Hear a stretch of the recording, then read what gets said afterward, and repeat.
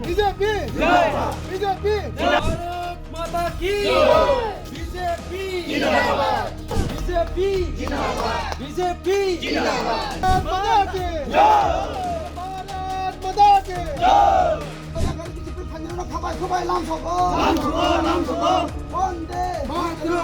বারোই এপ্রিল ত্রিপুরার জনজাতি এলাকার এডিসি নির্বাচনের আগে দল বদলের খেলায় নেমেছে বিজেপি প্রার্থী ইন্দ্রজিৎ দেববর্মার হাত ধরে ৮০ জন ভোটার বিজেপিতে যোগদান করেছেন। 12ই এপ্রিলের এডিসি নির্বাচনকে সামনে রেখে পশ্চিম ত্রিপুরা জেলা ১৩ নম্বর সিমনাথ তামাকারি কেন্দ্রের বিজেপি প্রার্থী ইন্দ্রজিৎ দেববর্মার সমর্থনে তিপ্রা মথা, সিপিআইএম সহ বিভিন্ন রাজনৈতিক দল ছেড়ে জনজাতি অংশের মানুষজন সামিল হচ্ছেন বিজেপিতে। বরগাইছা, দোমাকারি এবং চালিতাবাড়ি এডিসি এলাকায় তিপ্রামথা এবং সিপিআইএম দল ছেড়ে 25টি পরিবারের প্রায় ৮০ জন ভোটার বিজেপি প্রার্থী ইন্দ্রজিৎ দেববর্মার হাত ধরে বিজেপির দলীয় পতাকা হাতে নিয়ে বিজেপিতে যোগদান করেছেন। বিজেপি প্রার্থী ইন্দ্রজিৎ দেববর্মা নিজে তাঁদের হাতে দলীয় পতাকা দিয়ে বরণ করে নেন। আগামী দিনে 12ই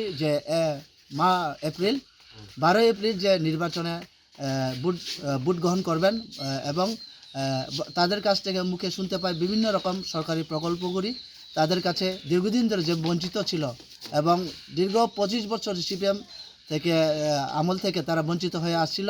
তা আজ তাদের কথা শুনে তারা আমাকে বলল যে আগামী দিনে তোমার উপরে আমাদের ভরসা এবং তুমি তোমার কাছে আমাদের একটাই অনুরোধ যে তোমাদের সঙ্গে আমরা আছি এবং তোমাকে বিপুল ভোটের ব্যবধানে জয় করে ভারতীয় জনতা পার্টিতে খুমলুঙ্গে একটি পদ্মফুল তোমাদের উপহার দিব বলে এবং বিশ্বাস পেয়ে আমি নিজেকে ধন্য মনে করি।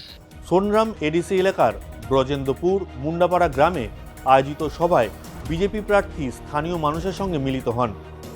এই এলাকায় জনজাতি ভোটাররা আগামী 12ই এপ্রিল পদ্মফুল চিহ্নে ভোট দিয়ে ইন্দ্রজিৎ দেববর্মাকে বিপুল ভোটে জয়ী করার প্রতিশ্রুতি দিয়েছেন। আমরা যেটা 2030 থেকে আমরা আঞ্চলিক পার্টিতে মানে পছন্দ পাবে না আমরা সাপোর্ট করি, কিন্তু 2021-এ এসেছেন ওই ত্রিপুরা মঠা, কারণ যেটা ক্যান্ডিডেট সিমনা 13 সিমনা তমাকারী যেটা রবীন্দ্র নামে যেটা ছিল, কিন্তু আমরা গ্রামের আজ পর্যন্ত এসে দেখিনি, আজ পর্যন্ত আইনি। তারপরে আমরা গ্রামের যেটা যুবক ছিল তারা একসঙ্গে আমরা ভাবছি দেখি কতদিন অপেক্ষা করছে এমএলএ আজ পর্যন্ত এসেনি। এই গ্রাম কি চলছেন বা কি সমস্যা চলছে। এমএলএ কি নাম? হ্যাঁ, এমএলএ বিশ্বকেত আর রবীন্দ্র 8 বছর হয়েছেন, 18 থেকে 18টা আইপিএফটির সঙ্গে আসেনি, কিন্তু 23-এ যেটা বিধানসভায় ইলেক্টেড হয়েছেন, এখন তো মিনিস্টার পদে ছিল, কিন্তু এখন তো দেখো না গ্রামের যেটা চালটাবাড়ির যে রাস্তাগুলি সব টাকাটাই কাজটা প্রথমে যেটা আমাদের যেটা ক্যান্ডিডেট ছিল এখন জয়যুক্ত করে যেটা সুযোগ দেয় আমাদের ডেভেলপের কাজ বা যেটা ওই পাতা ছাতা যে কোনো মানে মানুষের যেটা পাওয়ার যেটা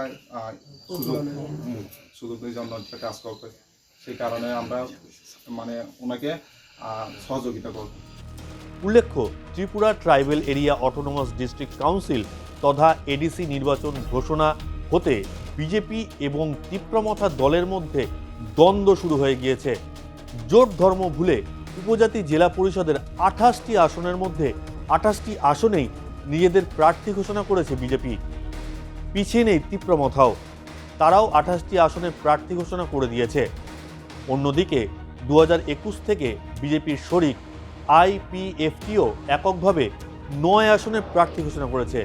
সব মিলিয়ে এনডিএ জোটের প্রতিটি দল আসন ভাগাভাগিতে না গিয়ে সরাসরি রণংদেহী মেজাজে যুদ্ধ ময়দানে নেমে পড়েছে। 12 এপ্রিল অনুষ্ঠিত হতে চলেছে ত্রিপুরা উপজাতি স্বশাসিত জেলা পরিষদের নির্বাচন। রাজ্যের 37 লক্ষ জনসংখ্যার আনুমানিক 30% মানুষ 19টি উপজাতি সম্প্রদায়ের অন্তর্ভুক্ত। বিক্ষিপ্তভাবে বিভিন্ন জায়গায় ছড়িয়ে থাকা এই জেলা পরিষদ এলাকা সংবিধানের সুরক্ষাপ্রাপ্ত উপজাতি অংশের জনগণের জন্য নির্ধারিত অঞ্চল। গোটা উপজাতি স্বশাসিত জেলা পরিষদ অঞ্চলে ভোট গ্রহণ প্রক্রিয়া সম্পন্ন হবে 12 এপ্রিল এবং ভোট কাউন্টিং হবে 17 তারিখে। সর্বশেষ ভোটার তালিকায় 9,62,697 জন ভোটদাতাকে চিহ্নিত করা হবে। সমস্ত রাজনৈতিক দলের মধ্যে বিরোধী বামফ্রন্ট ইতিমধ্যেই 28টি আসনের মধ্যে 27টি আসনে প্রার্থী ঘোষণা করেছে। এদের মধ্যে 25 জন সিপিএম দলের মনোনীত প্রার্থী এবং বামফ্রন্ট শরিক সিপিআই এবং আরএসপি দল থেকে একজন করে প্রার্থী নির্বাচনী প্রক্রিয়ায় থাকছেন। সিপিএম দল এককভাবে 28টি আসনের মধ্যে 27টি আসনে প্রার্থী ঘোষণা করায় 2023 বিধানসভা ভোটে একযোগে বিরোধী ইন্ডিয়া জোটের হয়ে লড়াই করার সঙ্গী কংগ্রেস নেতৃত্ব বেজায় খাপ্পা। উপজাতি জেলা পরিষদের 28টি আসনের মধ্যে 28টি আসনেই কংগ্রেস প্রার্থী দিতে পারে বলেও জানিয়েছে দলটি। সব মিলিয়ে শাসক বিরোধী দুই শিবিরে অন্তর্কলহের মাঝে ভোটদাতাদের জন্য কীরকম ভোট প্রক্রিয়া অপেক্ষা করছে তাই দেখার বিষয়। এদিকে এডিসি নির্বাচনকে সামনে রেখে বাড়ি বাড়ি ভোট প্রচারে ঝড় তুলছেন বিজেপি প্রার্থী ইন্দ্রজিৎ দেববর্মা। আগামী 12 এপ্রিল ত্রিপুরায় এডিসি নির্বাচনে পশ্চিম ত্রিপুরা জেলা 13 নম্বর সিমনা তমাকারি কেন্দ্রের বিজেপি মনোনীত প্রার্থী ইন্দ্রজিৎ দেববর্মা জোর কদমে বাড়ি বাড়ি গিয়ে প্রচার শুরু করেছেন। প্রতিদিনই তিনি বিজেপি কর্মী সমর্থকদের নিয়ে এলাকায় বাড়ি বাড়ি গিয়ে সাধারণ মানুষের সঙ্গে সরাসরি যোগাযোগ স্থাপন করছেন এবং তাঁদের সমস্যার কথা শুনছেন। প্রচারের সময় তিনি বিজেপি পরিচালিত ত্রিপুরা সরকার ও কেন্দ্রীয় সরকারের বিভিন্ন উন্নয়নমূলক প্রকল্পগুলোর কথা জনগণের সামনে তুলে ধরছেন এবং ভবিষ্যতে এলাকার সার্বিক উন্নয়নের প্রতিশ্রুতি দিচ্ছেন। বিশেষ করে গ্রামীণ পরিকাঠামো, রাস্তা, পানীয় জল এবং যুবকদের কর্মসংস্থানের বিষয়গুলিকে গুরুত্ব দিয়ে মানুষের কাছে তুলে ধরছেন বিজেপি প্রার্থী ইন্দ্রজিৎ দেববর্মা। এই প্রচারের মধ্যেই তিনি এডিসি এলাকার বৃদ্ধা মায়েদের কাছ থেকে পা ছুঁয়ে আশীর্বাদ নেন। তাঁদের আশীর্বাদকে নিজের জয়ের শক্তি হিসাবে দেখছেন। জনজাতি মানুষজনের আন্তরিক সমর্থন ও ভালোবাসায় উজ্জীবিত হয়ে বিজেপি প্রার্থী ইন্দ্রজিৎ দেববর্মা জানান, তিনি নিশ্চিত যে 13 নম্বর সিমা তমাকারি কেন্দ্রের জনজাতি মানুষ তাকে পদ্মফুল চিহ্নে ভোট দিয়ে রেকর্ড সংখ্যক ব্যবধানে জয়ী করবেন।